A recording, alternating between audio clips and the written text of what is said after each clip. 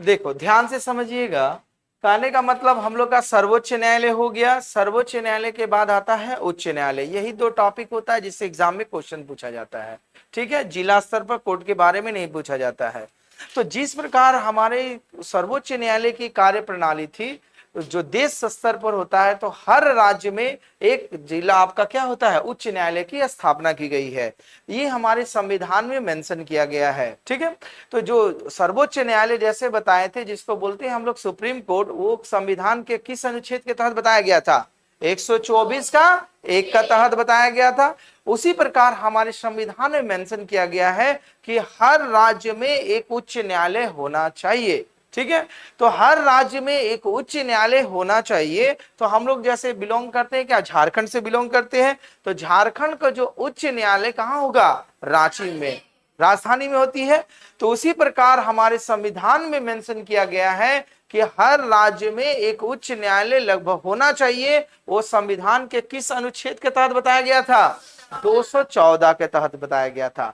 और बोला जाएगा भाग में पूछा जाएगा, तो भाग याद रखिएगा 6। कौन सा भाग के तहत, 6 का तहत। ठीक है, तो हमारा सर्वोच्च न्यायालय भाग 5 के अंतर्गत होता है, और उच्च न्यायालय का जब स्थापना होता है तो कौन सा भाग के तहत, उच्च न्यायालय, ये भाग 6 का तहत किया गया है। ठीक है, और कौन से अनुच्छेद के तहत किया गया था, 214। ये याद रखोगे, कहीं कहीं क्वेश्चन पूछा जाता है। ठीक, और इसका सबसे इंपॉर्टेंट क्वेश्चन होगा कि उच्च न्यायालय सबसे पहले कहां पर स्थापित किया गया, सबसे पहले तो ये 3 जगह में एक बार स्थापित किया गया था। 1882 ईस्वी में। कब स्थापित किया गया था, 1882 ईस्वी में, सॉरी 82 बोल रहे हैं, 1862 ईस्वी में स्थापित किया गया था। कहां कहां पर, कलकत्ता, बंबई और मद्रास। इस 3 जगह पर आपका उच्च न्यायालय का एक साथ स्थापना की गई थी। वो ईस्वी था 1862। ठीक, तो ये हमारा झारखंड के उच्च न्यायालय है, देख लीजिए। यही नहीं देखे तो यहीं पर ये स्ट्रक्चर इसका है। अब हम लोग उच्च न्यायालय की किस प्रकार कार्य प्रणाली है, उसका गठन कैसा होता है, उसके मुख्य न्यायाधीश की नियुक्ति कैसे होती है, शपथ कौन दिलाता है, वेतन कैसे होता है, अधिकार क्षेत्र, ये सब पढ़ेंगे सिस्टमैटिक तरीका से।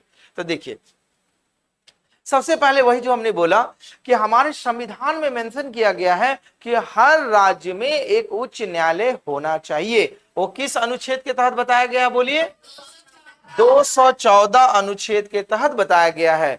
और यह भी बताया गया है कि एक से अधिक राज्य का जो एरिया होता है, वो किसी एक राज्य के उच्च न्यायालय के द्वारा भी कंट्रोल किया जाता है। जैसे के तौर पर, जैसे कलकत्ता उच्च न्यायालय एग्जाम्पल, तो कलकत्ता को तो जो पूरा कंट्रोल करेगा ही करेगा वेस्ट बंगाल को, प्लस अंडमान निकोबार राज्य को भी वो कंट्रोल करेगा।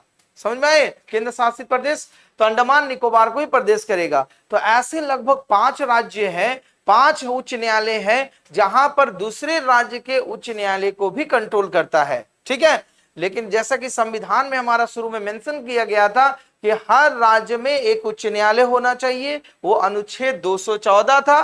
बाद में इस अनुच्छेद के द्वारा 231 अनुच्छेद के द्वारा यह बता दिया गया है कि एक से अधिक राज्य के उच्च न्यायालय का भी कंट्रोल एक राज्य में किया जाएगा, वही लिखा गया है। लेकिन संसद द्वारा, विधि द्वारा 2 या 2 से अधिक राज्यों या किसी संघ राज्य क्षेत्र के लिए एक उच्च न्यायालय की स्थापना स्थापित कर सकती है। मतलब समझ में आया, 2 राज्य का भी कंट्रोल रहेगा, वो एक उच्च न्यायालय में काम किया जा सकता है। तो आपसे पूछ देगा वो किस अनुच्छेद के तहत किया गया है, तो याद जरूर रखिएगा। कौन सा अनुच्छेद, 231। जिस समय संविधान बनाया गया था 214 के अंतर्गत बता दिया था कि हर राज्य में एक एक रहेगा, लेकिन बोला ऐसी आवश्यकता नहीं है, अगर नहीं है तो 2 राज्य का भी कंट्रोल कर लेंगे। वो किस अनुच्छेद के तहत करेगा, वो 231। ठीक है, उसके बाद देखो जिस प्रकार किसी भी देश का जो सर्वोच्च न्यायालय हमारा सुप्रीम कोर्ट होता है, उसी प्रकार प्रत्येक राज्य का सर्वोच्च न्यायपालिका कहां पर होती है, हाई कोर्ट, जिसको उच्च न्यायालय कहते हैं हम लोग। वही लिखा गया है, राज्य की न्यायिक व्यवस्था में उच्च न्यायालय, जिसको हम लोग बोलते हैं हाई कोर्ट, की स्थिति शीर्ष पर होती है। मतलब हर राज्य का शीर्ष है, मतलब अगर राज्य का कोई भी मैटर रहा, डिस्ट्रिक्ट कोर्ट से जब जाएगा, जिला कोर्ट से वो जाएगा कहां पर, उच्च न्यायालय में। एग्जाम्पल का तौर पर जैसे हम लोग झारखंड में रहते हैं, रांची जाएगा, अगर रांची में भी उसका कोई डिसीजन नहीं निकल पाया तब वो सर्वोच्च न्यायालय में जाएगा। ठीक है, जो कल बता चुके हैं आप लोग का। तो यहां तक कोई दिक्कत? तो यहां पर दो अनुच्छेद को अच्छी तरीका से याद रखिएगा, क्योंकि बहुत सारा कंफ्यूजन होता है स्टूडेंट का कि हर राज्य में एक ही न्यायालय होता है, लेकिन नहीं, हमारे संविधान में मेंशन किया गया 231 के तहत कि एक से अधिक राज्य का न्यायालय एक राज्य में कंट्रोल कर सकता है। ठीक है, आगे देखो, यही आपका रांची का फोटो लगाया हुआ है। अब देखो, अब जब न्यायालय का गठन हुआ वो कब कब हुआ था? जो सबसे पहले आपको बताएं, भारत में जो हमारा उच्च न्यायालय का गठन 1862 ईस्वी में सबसे पहले 3 जगह पर हुआ। कहां कहां पर हुआ? कलकत्ता में, मद्रास, मुंबई और मद्रास में। वही लिखा गया है। भारत में उच्च न्यायालय का गठन सर्वप्रथम, ये पूछेगा, भारत में उच्च न्यायालय का सर्वप्रथम गठन कब हुआ? तो 1862, याद रखिएगा। फिर पूछेगा कहां कहां हुआ? तो ये 3 प्लेस पर हुआ, आपको बता दिया गया है। कोलकाता में हुआ है, बंबई में, फिर उसके मद्रास। उस समय 3 मेट्रो था, मेट्रो एक दिल्ली को छोड़ करके, बाकी तीनों मेट्रोपॉलिटन सिटी है। ठीक, उसके 4 साल बाद देखो, 1862 के बाद 1866, 4 साल के बाद चौथे उच्च न्यायालय का स्थापना इलाहाबाद में किया गया। चौथा उच्च न्यायालय, मतलब 4 साल के बाद जो चौथा उच्च न्यायालय बना वो कहां बना? इलाहाबाद में। वो ईस्वी क्या था आपका? 66। तो दिमाग का ट्रिक्स याद रखिएगा कि पहला 1862 में हुआ, उसके 4 साल के बाद 1866 ईस्वी में आपका इलाहाबाद में हुआ। ठीक है, आगे देखिए, बोला गया इसके पश्चात ब्रिटिश भारत के अधिकांश प्रांतों में अपना उच्च न्यायालय स्थापित किया गया। मतलब हर प्रांत में उच्च न्यायालय ब्रिटिश टाइम में स्थापित हुआ, और आगे चल के जितने भी प्रांत थे, जहां जहां प्रांत थे, वहां का जो प्रांत न्यायालय था उसी को उच्च न्यायालय लोग घोषित कर दिया। वही लिखा गया है कि अन्य वर्ष 1950 के बाद प्रांतीय उच्च न्यायालय को ही राज्य का उच्च न्यायालय बना दिया गया। जैसे ब्रिटिश टाइम में 1950 के बाद, मतलब आते आते देश हमारा आजाद हो चुका था। तो आपको पहले बताए थे उस समय हमारा भवन की व्यवस्था नहीं थी, सुप्रीम कोर्ट का भी नहीं था। तो 1950 ईस्वी तक जहां जहां प्रांत, मतलब हर क्षेत्र में जहां जहां न्यायालय चलता था, उसी को क्या घोषित कर दिया? उच्च न्यायालय बना दिया गया उस सबको। ठीक है, बाद में इसका डेवलपमेंट किया गया।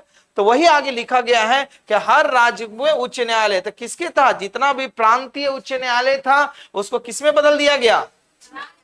राज्य उच्च न्यायालय में। कब बदला? ये 1950 में बदल दिया गया। ठीक है, उसके बाद लिखा गया है भारत के संविधान में, जो हमने बोला, प्रत्येक राज्य में एक उच्च न्यायालय का गठन होना चाहिए। परंतु देखो, 7वें संविधान संशोधन अधिनियम द्वारा, तो ये 7वां संविधान संशोधन अधिनियम कब पारित हुआ था? 1956 के अनुसार बोला गया सरकार को यह अधिकार दिया गया कि वह एक या एक से अधिक राज्यों या संघ शासित क्षेत्र के लिए संयुक्त उच्च न्यायालय, संयुक्त उच्च न्यायालय का इंग्लिश में जिसको बोला गया joint high court. Joint high court को जैसे बताया ना, जैसे कलकत्ता का था, तो कलकत्ता का तो अपना है ही है, लेकिन अंडमान निकोबार को भी कंट्रोल किया। तो कलकत्ता हाई जो कोर्ट है वो क्या होगा? ज्वाइंट हाई कोर्ट बना। किसका किसका? अंडमान निकोबार का भी फैसला करेगा और कलकत्ता वेस्ट बंगाल को भी पूरा कंट्रोल करेगा। तो वो किस अधिनियम के तहत पारित किया गया था? 1956 अधिनियम के द्वारा ये पारित कर दिया गया। समझ में आई बात? और 1950 में क्या घोषित कर दिया गया? जितना भी प्रांत था उसको राज्य का उच्च न्यायालय में बदल दिया गया। समझ में आई बात? तो हम लोग का पहला क्वेश्चन आएगा कि उच्च न्यायालय का गठन किस अनुच्छेद के तहत किया गया है? 214। फिर एक या एक से अधिक राज्य का कंट्रोल किस अनुच्छेद के तहत किया गया है? 31। किस अधिनियम के तहत किया गया है? 1956 अधिनियम। फिर उसके बाद प्रांत न्यायालय को राज्य न्यायालय में कब कन्वर्ट किया गया? 1950। अगला क्वेश्चन आपसे पूछेगा सर्वप्रथम कब उच्च न्यायालय की स्थापना की गई? 1862। कहां कहां स्थापित किया गया? कलकत्ता, बंबई और मद्रास। फिर चौथा उच्च न्यायालय की स्थापना कब किया गया? 1866। कहां पर किया गया? इलाहाबाद। इतनी क्वेश्चंस आपका यहां से कवर कर लेगा। आगे देखो, उसके बाद आपसे क्वेश्चन पूछा जाएगा, वर्तमान में उच्च न्यायालय की संख्या कितनी है? याद रखिएगा 25। पहले 24 था जो कल बताए थे, वो करेक्शन कर लीजिएगा, नया अपडेट अब 25। क्यों? तेलंगाना में भी उच्च न्यायालय की स्थापना हो गई है। सब हैदराबाद से तेलंगाना अलग हुआ तो वहां पर भी उच्च न्यायालय बन गया। जैसे कल लिखाए होंगे पिरामिड में 24 बताए थे उच्च न्यायालय, लेकिन अब 25 हो गया है, उसको करेक्शन कर लेना। ठीक है, तो अभी वर्तमान भारत में उच्च न्यायालय की कुल संख्या कितनी है? याद रखिएगा, ये एमसीक्यू क्वेश्चन आता है। 25 बताया गया है, जिसमें से 4 संयुक्त उच्च न्यायालय चलता है। संयुक्त मतलब ज्वाइंट हाई कोर्ट, एक से अधिक राज्य का उस न्यायालय में न्यायपालिका चलती है। ठीक है, तो टोटल वर्तमान में उच्च न्यायालय की संख्या कितनी है? 25। ज्वाइंट हाई कोर्ट का संख्या कितना है? 4। ठीक है, अगला इंपॉर्टेंट क्वेश्चन है, हमारे देश में 2 केंद्र शासित प्रदेश ऐसा है जिसका अपना उच्च न्यायालय है। वो किसका किसका है? दिल्ली और जम्मू कश्मीर, जिसका ये केंद्र शासित प्रदेश है, पता है ना आपको? तो 2 केंद्र शासित प्रदेश है जहां पर जिसका अपना उच्च न्यायालय है, वो किसका किसका होगा? दिल्ली और जम्मू कश्मीर का। कोई दिक्कत नहीं। आगे देखो क्या लिखा गया। बोला गया प्रत्येक उच्च न्यायालय का गठन के लिए मुख्य न्यायाधीश तथा अन्य न्यायाधीशों को मिलाकर किया जाता है, और इसकी नियुक्ति किसके अनुसार? राष्ट्रपति के द्वारा की जाएगी। किसके द्वारा? राष्ट्रपति। और कल बताए थे ना कि जब उच्च न्यायालय के मुख्य न्यायाधीश की नियुक्ति किया जाता है तब उसकी परामर्श मुख्य न्यायाधीश से लिया जाता है। ठीक, लेकिन जब भारत के मुख्य न्यायाधीश का नियुक्ति किया जाएगा तो जो सर्वोच्च न्यायालय के अन्य न्यायाधीश से परामर्श लेगा वहां पर। याद रखिएगा बात को। ठीक है, लेकिन नियुक्ति प्रक्रिया चाहे सर्वोच्च न्यायालय हो चाहे उच्च न्यायालय हो, वो किसके परामर्श पर होगा? राष्ट्रपति के द्वारा। ठीक है, वो किस अनुच्छेद के तहत बताया गया है? 217। तो आपसे क्वेश्चन पूछेगा कि उच्च न्यायालय के मुख्य न्यायाधीश की नियुक्ति किस अनुच्छेद के तहत किया जाता है? तो जवाब क्या दीजिएगा? 217 के तहत किया जाता है। और इसकी नियुक्ति कौन करता है उच्च न्यायालय का? राष्ट्रपति। लेकिन इसका सिफारिश परामर्श किससे लेगा? माने सर्वोच्च न्यायालय के मुख्य न्यायाधीश से सिफारिश लेगा। उसके बाद इसका इंपॉर्टेंट क्वेश्चन होगा कि जैसे हम लोग सर्वोच्च न्यायालय जैसे सुप्रीम कोर्ट में बताए थे कि वहां न्यायाधीशों की संख्या फिक्स रहती है, जैसे 2019 अधिनियम के अनुसार टोटल 34 बताया गया है, लेकिन राज्य के उच्च न्यायालय की न्यायाधीशों की संख्या फिक्स नहीं रहती है, निर्धारित नहीं रहती है। इसकी संख्या समय अनुसार घट बढ़ सकती है। सही माई बात। तो अगर एग्जाम में पूछ दिया जाए कि उच्च न्यायालय की न्यायाधीशों की संख्या, लिख देगा 30 35, निर्धारित नहीं कर सकते हैं, तो जवाब मारिएगा निर्धारित नहीं कर सकते हैं, कंफर्मेशन नहीं है, क्योंकि हर राज्य में आवश्यकता अनुसार उच्च न्यायालय के न्यायाधीशों की संख्या घट बढ़ सकती है। ठीक है, वही नीचे में लिखा हुआ है कि न्यायाधीशों की संख्या जो होता है आपका अलग अलग हो जाता है, लेकिन याद जरूर रखिएगा किस अनुच्छेद के तहत किया जाता है? 217 के तहत। यहां तो कोई दिक्कत नहीं। अब आइए, ये पूरा का पूरा लिस्ट है कि कहां पर किसने राज्य है। तो देखो टोटल कितना है आपका? 25 है। टोटल 25 है, तो ये 25 जगह से आपका उच्च हाई कोर्ट का स्थापना किया गया है। तो देखो सबसे पहले कलकत्ता,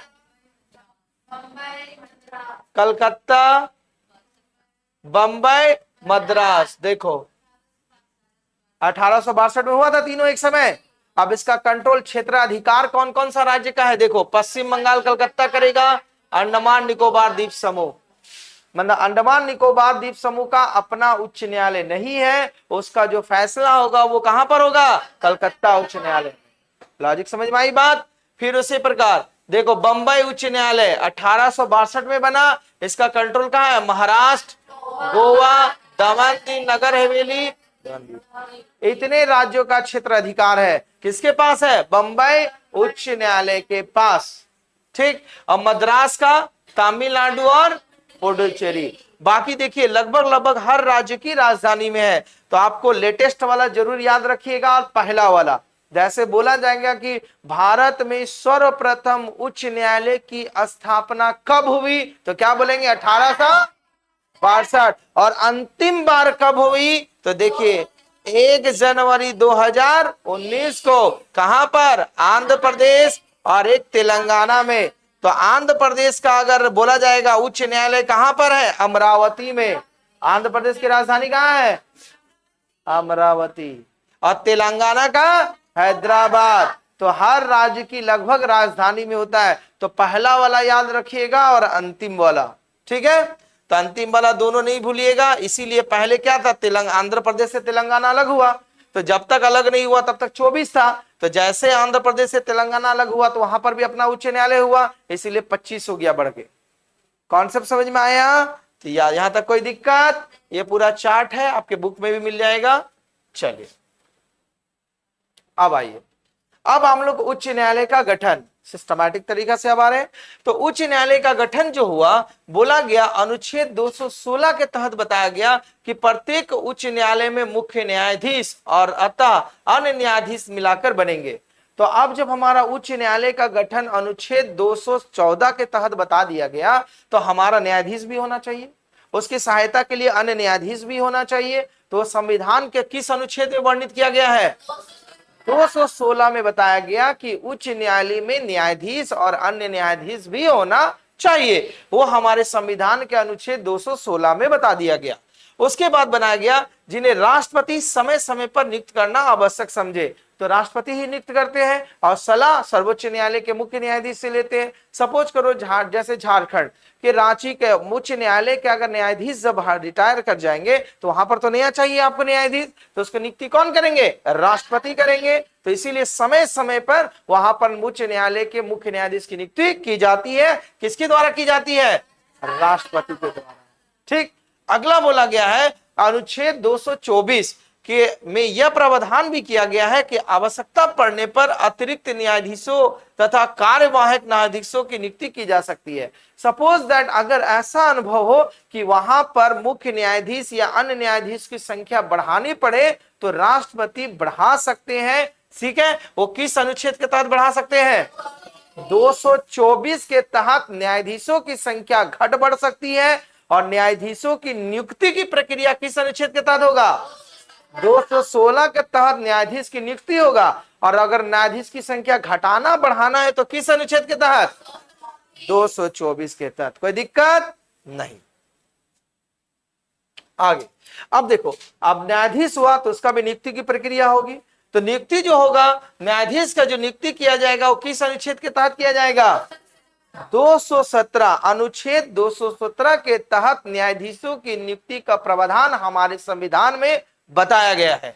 वही बताया गया है कि अनुच्छेद 217 के अनुसार राष्ट्रपति निम्नलिखित परामर्श करने के बाद उच्च न्यायालय की नियुक्ति कर सकता है। तो न्यायाधीश जो होगा, अभी बताए थे ना कि उच्च न्यायालय के जब मुख्य न्यायाधीश की जब नियुक्ति की जाएगी तो राष्ट्रपति महोदय परामर्श लेंगे। तो परामर्श किस अनुच्छेद के तहत लेते हैं? 217 का तहत। और किससे किससे परामर्श लेंगे? देखो, भारत के मुख्य न्यायाधीश से परामर्श लेंगे, संबंधित राज्य के राज्यपाल से। सपोज करो कि झारखंड में अगर हमें झारखंड का मुख्य न्यायाधीश को नियुक्त करना है तो वहां से राष्ट्रपति तो लेंगे ही, मुख्य न्यायालय हाई सुप्रीम कोर्ट के मुख्य न्यायाधीश से। साथ ही साथ जिस राज्य में जिस न्यायाधीश को नियुक्त करना है वहां के राज्यपाल से भी वो परामर्श लेंगे किसे नियुक्त करना है। और उच्च न्यायालय के मुख्य न्यायाधीश के अतिरिक्त, मतलब जैसे झारखंड में उच्च न्यायालय के मुख्य न्यायाधीश के अलावे बाकी जो अन्य न्यायाधीश है उससे भी परामर्श लेंगे राष्ट्रपति, केवल मुख्य न्यायाधीश से नहीं लेंगे। कौन सी सही माई बात? तो 217 अनुच्छेद के तहत किसी भी राज्य में अगर मुख्य न्यायाधीश को नियुक्त करना है तो कितने लोगों से परामर्श लेंगे? 3। पहला भारत के मुख्य न्यायाधीश, दूसरा उस राज्य के राज्यपाल, तीसरा उस राज्य के मुख्य न्यायाधीश को छोड़ करके जितने भी अन्य न्यायाधीश रहेंगे उससे परामर्श लेंगे। कॉन्सेप्ट समझ में आई बात? देखो आगे, उसके बाद न्यायाधीशों की योग्यता। जिस प्रकार सुप्रीम कोर्ट के मुख्य न्यायाधीश की योग्यता होनी चाहिए, उसी प्रकार राज्य के अगर न्यायालय उच्च न्यायालय के न्यायाधीश को नियुक्त करना है तो उसकी भी योग्यता होना चाहिए। वो संविधान के अनुच्छेद 217 के भाग 2 में बताया गया है। ठीक, क्या बताया गया है? कंडीशन तो पहला है नागरिक हो, दूसरा कंडीशन वो भारत के न्यायालयों में कम से कम कितना वर्ष बिताना होना है? 10 वर्ष। और उसमें मुख्य न्यायालय सुप्रीम कोर्ट का मुख्य न्यायाधीश के लिए कितना बिताना होगा? उसमें 10 साल।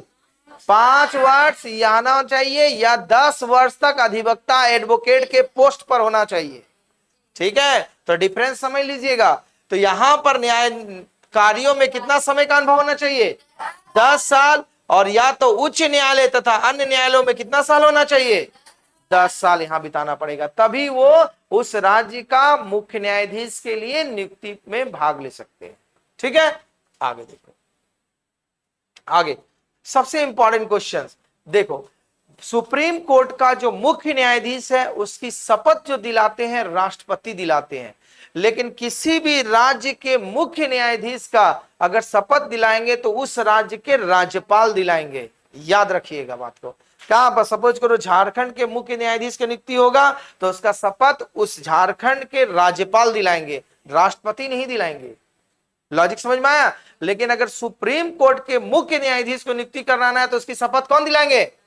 राष्ट्रपति। दोनों का डिफरेंस समझ में आ रही है ना? तो राज्य के लिए कौन शपथ दिलाएंगे? राज्यपाल। और सुप्रीम कोर्ट का मुख्य न्यायाधीश के लिए राष्ट्रपति। तो वही लिखा गया है, देखो, उच्च न्यायालय के न्यायाधीश को उस राज्य मतलब जिस राज्य में उसकी नियुक्ति कराई जा रही है, जिसमें उच्च न्यायालय स्थित है, वहां के राज्यपाल उस पद की शपथ दिलाएगी। ठीक है, और इसका भी वही है कि इसका स्टार्टिंग जो होता है का मतलब न्यूनतम क्या आयु निर्धारित नहीं किया गया है, अधिकतम इसका रिटायरमेंट का एज जो होता है 62 साल है, जो 65 साल तक प्रस्तावित किया गया है। ठीक है, और उसमें सर्वोच्च न्यायालय में कितना था? 65 साल तक। सेम कंडीशंस है, तो अगर 62 दिया रहेगा तो 62 मारिएगा, अगर 65 दिया रहेगा तो 65 वर्ष कीजिएगा। ठीक, दोनों का सेम कंडीशन है। अब उसके बाद इसका सबसे अलग डिफरेंस समझ लीजिए। जैसे सर्वोच्च न्यायालय का जो मुख्य न्यायाधीश बनता था कि जब वो सेवानिवृत्त हो जाते थे तो वो किसी भी अदालत में या किसी भी न्यायिक में वो वकालत नहीं कर सकते थे। लेकिन राज्य का अगर कोई मुख्य न्यायाधीश है तो जिस राज्य का मुख्य न्यायाधीश है, सपोज करो कि झारखंड उच्च न्यायालय का मुख्य न्यायाधीश बने, उनका कार्यकाल रिटायर हो गए, तो रिटायर होने के बाद वो झारखंड छोड़ करके किसी अन्य राज्य में वो वकालत कर सकते हैं। लॉजिक समझ में आया? ये वकालत कर सकते हैं, केवल जिस राज्य के मुख्य न्यायाधीश है वहां नहीं कर पाएंगे, बाकी सभी राज्य में कर पाएंगे। लेकिन सर्वोच्च न्यायालय के मुख्य न्यायाधीश जो रहेंगे वो कहीं पर भी वकालत नहीं कर जाएंगे। इसका दूसरा डिफरेंस है। तो सबसे दूसरा डिफरेंस, पहला कि राज्य के उच्चतम न्यायालय के मुख्य न्यायाधीश की शपथ कौन दिलाता है? राज्यपाल। सर्वोच्च न्यायालय के मुख्य न्यायाधीश का शपथ कौन दिलाता है? राष्ट्रपति। और अगर राज्य के मुख्य न्यायाधीश रिटायर हो जाए तो क्या वह दूसरे राज्य में वकालत कर सकता है? कर सकता, राज्य वाला कर सकता है। लेकिन अगर सर्वोच्च न्यायालय का मुख्य न्यायाधीश रिटायर होगा तो वो कहीं भी वकालत नहीं कर सकता है। यही दो सबसे बड़ा डिफरेंस है। लॉजिक समझ में आया? वही सब बातें आपका लिख दिया गया है। आगे वेतन और भत्ता। देखो, सर्वोच्च न्यायालय जैसे बताए थे, तो सर्वोच्च न्यायालय के मुख्य सुप्रीम कोर्ट के मुख्य न्यायाधीश का मासिक वेतन कितना बताया गया था? 2,80,000। और अन्य न्यायाधीश का रुपया नहीं भूलेंगे, ये याद रहेगा ना, रुपया वो ठीक है।